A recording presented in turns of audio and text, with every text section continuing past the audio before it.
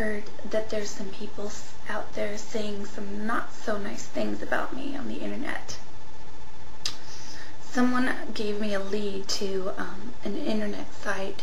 It's a forum about of strippers that seem to enjoy really kind of bashing me. And one of their favorite bashings is to say that they don't believe that I am educated and graduated with 2 degrees from UC Berkeley. Hence, I'm wearing the shirt to represent the Bears.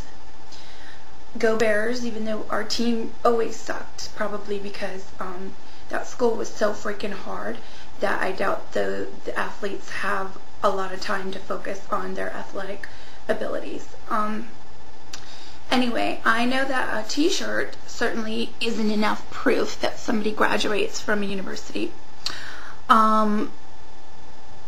Unfortunately, I put my diploma away somewhere in my storage, so I'd actually have to go and look for it, but I will pull it out someday. I've tried actually reordering it too. I might go do that, or I might just go take a trip to Northern California, stop by the office on Bolt Hall, not Bolt Hall, I'm sorry, that's the law school, on Bancroft. That's where our office was. That's where the administration was, and that's where you pick up like your diplomas and stuff like that. It's right there off of Telegraph. That also isn't enough proof to show that I have any intelligence. You know, the sad thing is that when you're beautiful, whether people like it or not that I say that, the fact is that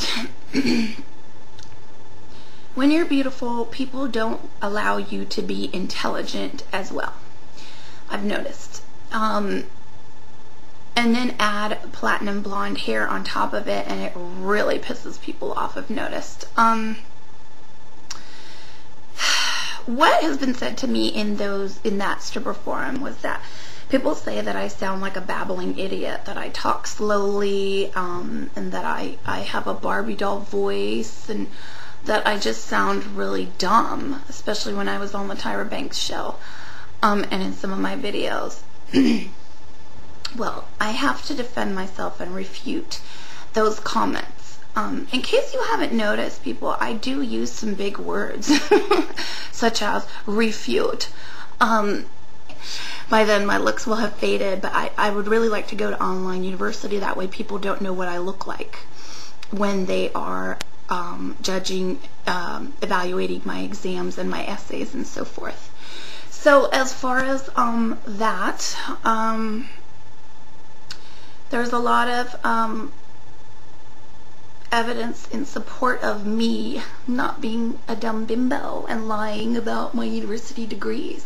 The other reason I probably say a lot and and the word stuff and so forth, people don't know this about me, but I'm multilingual.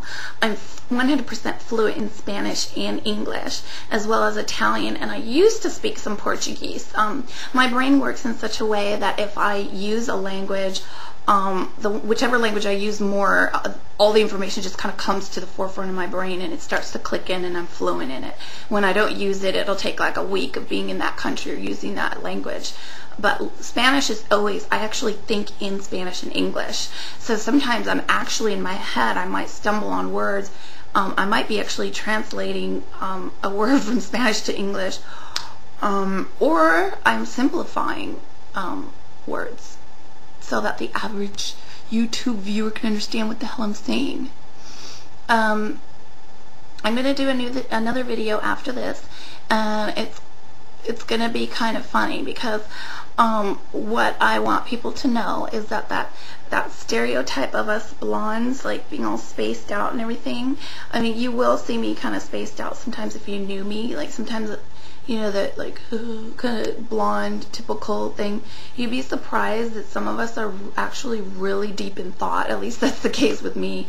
I always like to joke with people and say, yeah, well, you know, I know you guys think I'm spacing out and da-da-da, but I'm actually trying to figure out cures for cancer and world peace. And so my next video blog is actually going to be some information that I discovered researching on my own on the internet that do explain a cure for cancer that does exist.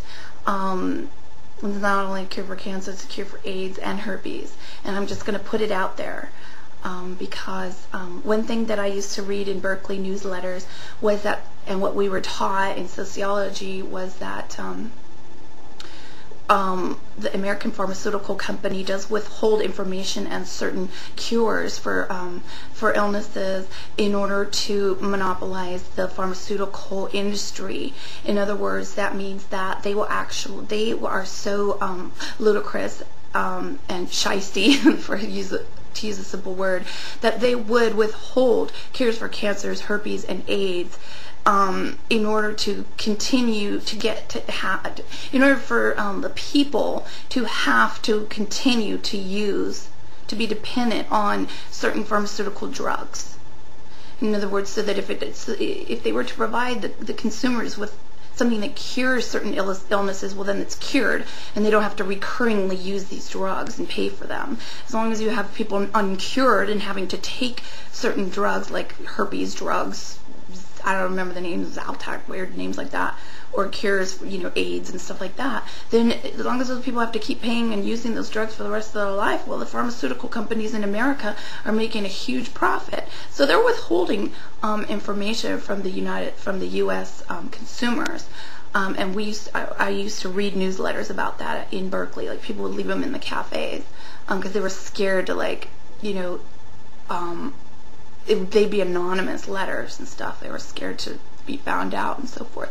But I'm a very big advocate of holistic health, and I've cured a lot of my own illnesses, mental and physical, and some of my friends as well.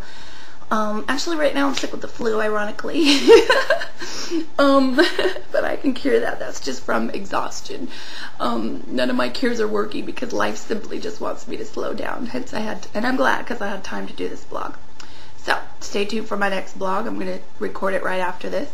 And it's going to give information about a successful treatment that's ignored by the United States government. It's a treatment for AIDS, herpes, and cancer. Imagine me finding a cure for cancer.